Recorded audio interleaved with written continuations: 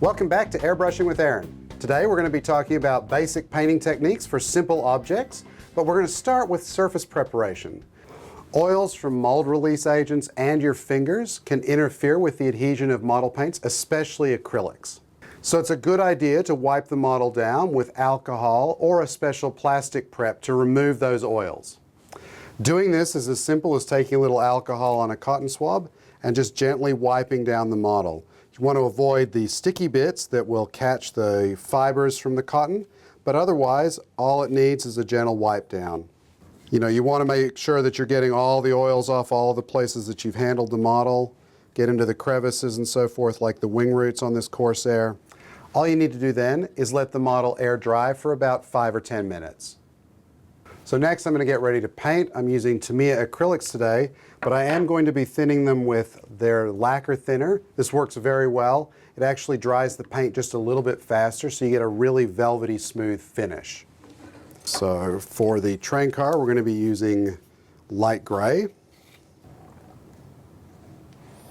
And then add some thinner. Again, it's about a 1-to-1 mix for this thinner. And for the Corsair, we're going to be using flat white, the color of US Navy mid-war camouflage on the undersides. I'm using a stick here to pour the paint. It allows me to get a nice even pour without getting paint all over the threads on the bottle. I'll wipe it down anyway just to be sure before I close it. Stops it sticking. Nothing more frustrating. And then same again, some thinner. So now we're ready to start painting. The first thing to do before you actually start spraying is to take a look at the object you're painting and look for any tight corners or spots where paint's going to have a hard time reaching, like the diaphragm for the door on this train car, some of these overhangs, these photo etched vents, that kind of thing. And you want to start with those first. The reason is you want to be sure you get good coverage in those without having to go back after you've painted the rest of the object, because that risks getting too much paint on and getting runs and drips, and that's going to ruin your paint job before you've even finished the model. So I'm going to start by painting the diaphragm. Just light coats. Make sure we get up under there and on the inside. And you want to go lightly. You don't want to try and do this all in one coat, because that again risks getting too much paint and getting runs or drips. Same thing with the vent. Around panel lines like this frame on the roof.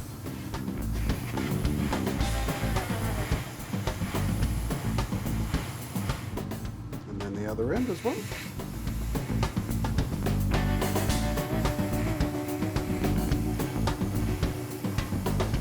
Like I said, you do not want to try and do this all in one coating. We're going to go back and finish up the other end in a minute.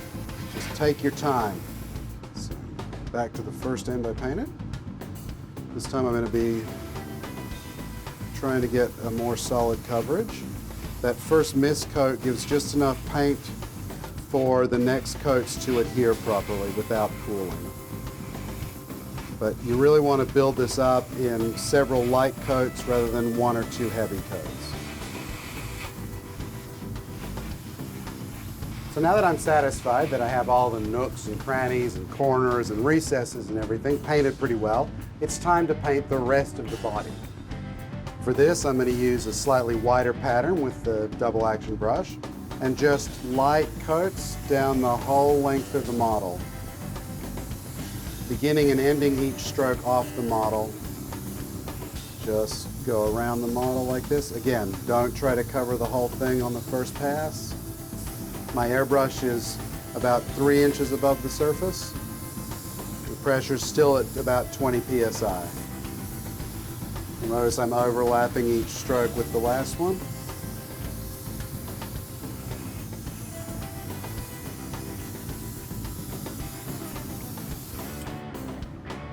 There you have it. It's the result of about 10 minutes of painting. Now we're ready to do some painting on this Corsair.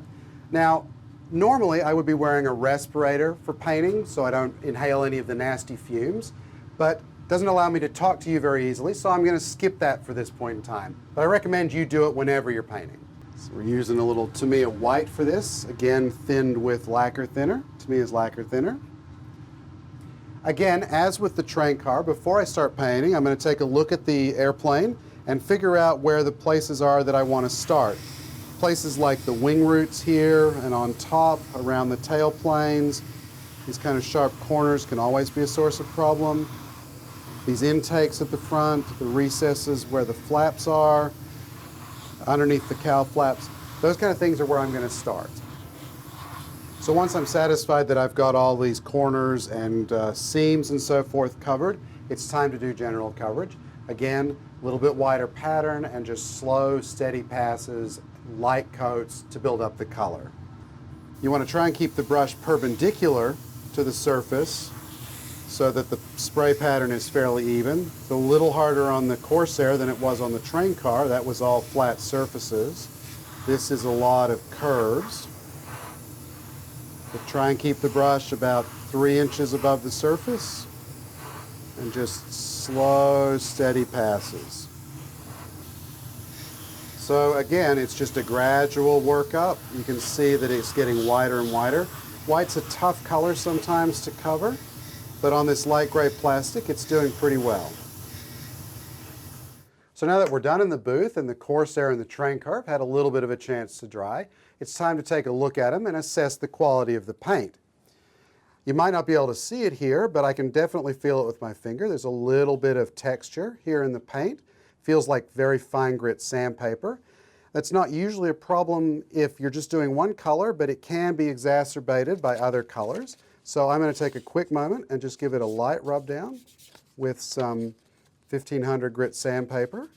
Now this may look like it's, just spoiling your paint job, but all it's really doing is taking the texture off, and we can remove the little bit of marking that's happening with a tack cloth later. So I can feel that's pretty smooth. A little rub down with the tack cloth, and it largely restores the finish. Keep in mind that you'll probably be putting a gloss or flat cut over the top of this that'll further even it out. Now this doesn't look as even anymore. There are a couple of scratches on here that we're going to have to do some touch up. But this extra work and these extra steps just give you a nice smooth paint job. Any roughness in the paint doesn't look realistic, and it's going to make decals not adhere very well, and it's going to be exacerbated by every other layer of paint you put on top of it, because those little rough patches are going to catch more particles of paint. It's just going to get rougher and rougher. Better to take care of it now and take the extra steps. So that wraps up basic painting, which gives you a good foundation for the rest of your modeling work. We'll move on to more complicated paint jobs in future episodes.